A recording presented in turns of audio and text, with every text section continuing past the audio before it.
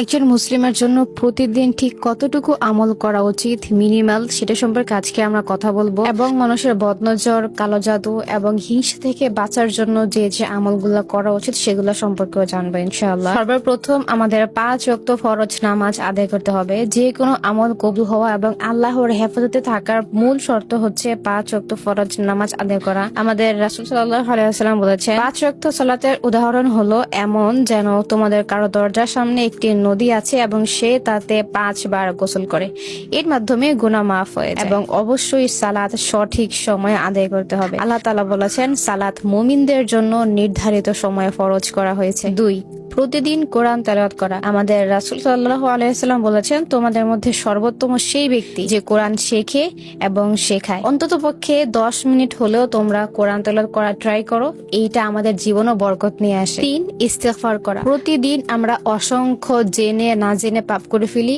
এর জন্য আমাদের প্রতিদিন ইস্তিগফার করা উচিত। আমাদের নবী রাসূল সাল্লাল্লাহু আলাইহি ওয়াসাল্লাম উনি কিন্তু কোনো পাপ করেন নাই, তবুও উনি প্রতিদিন 70 থেকে 100 বার ইস্তিগফার করতেন। আমাদের প্রতিদিন অন্ততপক্ষে 100 বার ইস্তিগফার করা উচিত। 4, প্রতিদিন কিছু সংখ্যক দুরূদ শরীফ পাঠ করা। রাসূলুল্লাহ সাল্লাল্লাহু আলাইহি ওয়াসাল্লাম বলেছেন, যে ব্যক্তি আমার উপরে একবার দুরূদ পাঠ করবে, আল্লাহ তার উপর 10টি রহমত নাজিল করবেন। 5, আল্লাহর শুকরিয়া আদায় করা। আল্লাহ তাআলা আমাদেরকে যে নিয়ামতগুলো দিয়েছেন সেই নিয়ামতের কথা ভেবে সেই নিয়ামতের জন্য শুকরিয়া আদায় করা। ফরজ নামাজের পরে কিছু আমল করা। 33 বার সুবহানাল্লাহ, 33 বার আলহামদুলিল্লাহ, 33 বার আল্লাহু আকবার এবং শেষে লা ইলাহা ইল্লাল্লাহ মুহাম্মাদুর রাসূলুল্লাহ। এই তাসবিহগুলো যে পাঠ করবে তার যদি সমুদ্রের ফেনা পরিমাণ পাপও থাকে সেগুলো মাফ হয়ে যাবে। সুবহানাল্লাহ। ফরজ নামাজের পরে একবার করে আয়াতুল কুরসি পড়া। যে ব্যক্তি ফরজ নামাজের পরে একবার আয়াতুল কুরসি পাঠ করবে তার এবং জান্নাতের মধ্যে শুধুমাত্র মৃত্যু ব্যতীত আর কোনো বাধা থাকে না। রাতের বেলা ঘুমানোর আগে যে আমলগুলো আমাদের করতে হবে, 33 বার আলহামদুলিল্লাহ, 33 বার সুবহানাল্লাহ, 33 বার আল্লাহু আকবার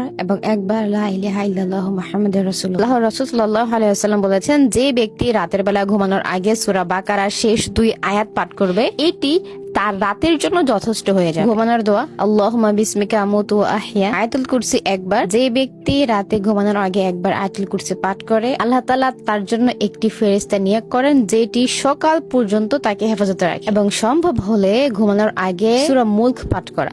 যে ব্যক্তি প্রতি রাতে ঘুমানোর আগে সূরা মুলক পাঠ করে তার কবরের আযাব মাফ হয়ে যায়। লা ইলাহা ইল্লাল্লাহু মুহাম্মাদুর রাসূলুল্লাহ পড়া। যে ব্যক্তির শেষ বাক্য হবে লা ইলাহা ইল্লাল্লাহু মুহাম্মাদুর রাসূলুল্লাহ, সেই ব্যক্তি জান্নাতি। তাই হতেও পারে এই ঘুমটা আমাদের শেষ ঘুম, এজন্য এই বাক্যটি অবশ্যই পাঠ করে নেবেন। এই আমলগুলো আমাদের প্রতিদিনের রুটিনে থাকা উচিত। আল্লাহ তাআলা আমাদেরকে এই আমলগুলো করার তৌফিক দান করুন।